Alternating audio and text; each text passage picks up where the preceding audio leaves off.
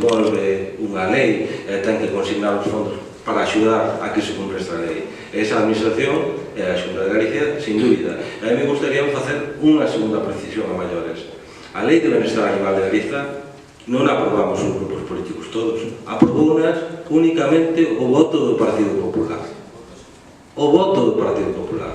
O resto de grupos non apoiamos esa lei, non votamos a favor desa lei. Hai que ter memoria cando se expoñen as cousas. Aquí a Deputación está disposta a axudar, pero tamén hai que ser preciso. Nestes momentos, con eses 92 millóns de euros que estamos transferindo aos concellos e que a Deputación de Ourense non transfire, tamén podíamos estar detraendo ese diñeiro para ter xa solucionado o problema.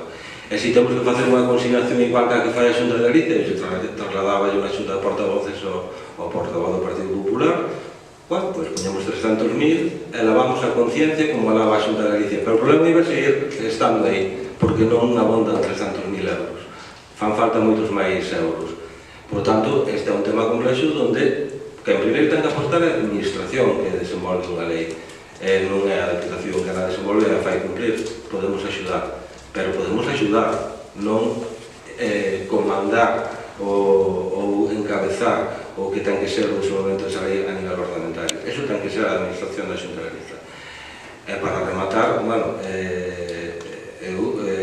este tema vai sair por unanimidade, creo que estamos todos de acordo que unha cosa que si temos que facer que é cumplir a lei, e aí nos vamos a ter que encontrar todos e a boa disposición desta administración está en axudar aos concellos a cumplir esa lei. Pero nós consideramos, efectivamente, que xa o estamos cumplindo. Remato coa idea inicial. Se non poñemos obxeccións a aumentar o teito de gasto e o límite de endeudamento, Galiza terá 250 millóns máis e terá unha partida que, ainda que sexa corta de 25 millóns, e solucionamos ese tema nun volado.